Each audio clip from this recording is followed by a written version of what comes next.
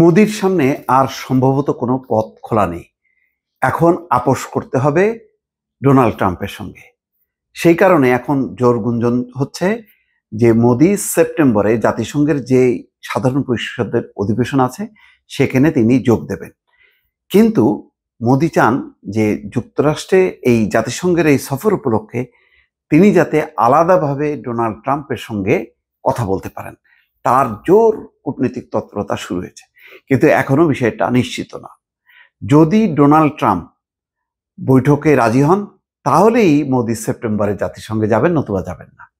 কারণ জাতিসংঘের অধিবেশন উপলক্ষে মোদি যাবেন, অথচ ডোনাল্ড ট্রাম্পের সঙ্গে সাক্ষাৎ করতে পারবেন না, এটা আর এক ধরনের একটা পরাজয় হবে। যদিও জাতিসংঘের সাধারণ পরিষদের অধিবেশনে সাধারণত এমন না যে সে সব রাষ্ট্র নেতারা ডোনাল্ড ট্রাম্পের সাথে বৈঠক করতে পারেন।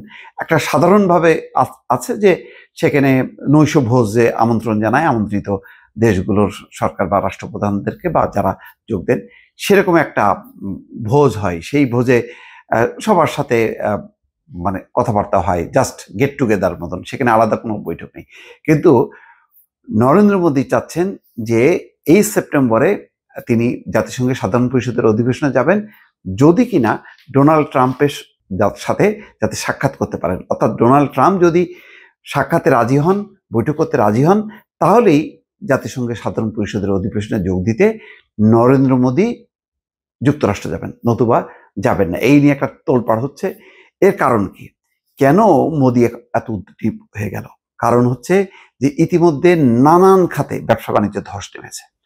আমেরিকা নির্ভর বা রপ্তানি নির্ভর যে সমস্ত পণ্য আছে সেই সমস্ত পণ্য ডাউন ট্রেন্ড, শেয়ার বাজার ধস নেমেছে। ইতিমধ্যে ওয়ালমার্ট সহ বড় বড় যত পোশাক আমদানিকারক দেশ আছে সেখানে অর্ডার তারা বন্ধ করেছে।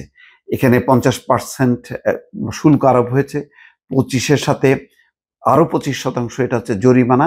তার কারণ হচ্ছে রাশিয়া থেকে তেল নেওয়ার জন্য। এটা নিয়ে গত কয়েকদিন থেকে বেশ তোলপাড় যাচ্ছে, কিন্তু মোদি বলছে বা ভারত বলছে যে তারা এই চাপের মুখে নতি স্বীকার করবে না। অর্থাৎ সস্তায় যে তারা রাশিয়া থেকে তেল কিনতে পারে সেই তেল কেনা তারা বন্ধ করবে না। যদি সেটা তারা বন্ধ করে তাহলে কৃষকরা ক্ষতিগ্রস্ত হবে। অর্থাৎ অনেক দাম দিয়ে তেল এনে সেটা মানে ভর্তুকি দিয়ে সরকারের পক্ষে সম্ভব না।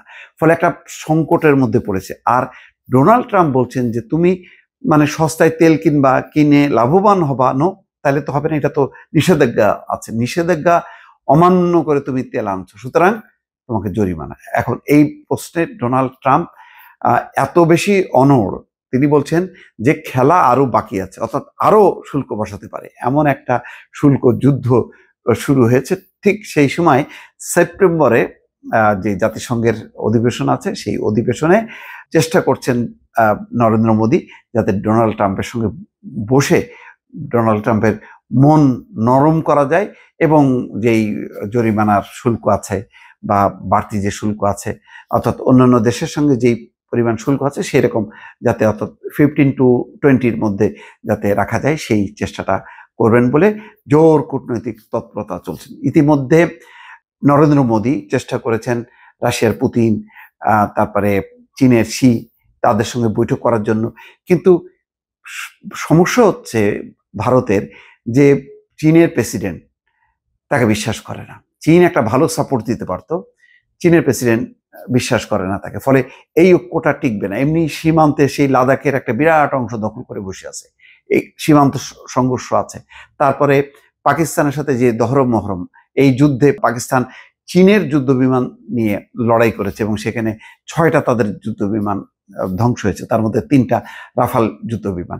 ফলে চীনের সঙ্গে হবে না, একটা হবে সেই রাশিয়া। এখন রাশিয়া নিজেই এখন বিপদগ্রস্ত। সে ইউক্রেনের সাথে মানে যুদ্ধ চালাতে যে সস্তা তেল বিক্রি করতেছে, সেই বিক্রিতে অর্থ দিয়ে সে সেনাবাহিনীকে বা অস্ত্রশস্ত্র আরো মজুত করতেছে, খরচ তার বেড়ে গেছে, সেই খরচটা চালাচ্ছে। সব মিলায় এখন রাশিয়া তার জন্য খুব উপযোগী না, তার জন্য উপযোগী হচ্ছে মার্কিন যুক্তরাষ্ট্র। শেষ পর্যন্ত অনেক হিসাব নিকাশ করে দেখেছে যে ডোনাল্ড ট্রাম্পের সঙ্গে আপোস করা ছাড়া তাকে মানে যে কোনোভাবেই হোক না কেন তাকে মানে নরম করে ভারত তার স্বার্থ আদায় করা ছাড়া এই মুহূর্তে নরেন্দ্র মোদীর সামনে আর কোনো পথ খোলা নেই। দর্শক ভালো থাকবেন, আল্লাহ হাফেজ।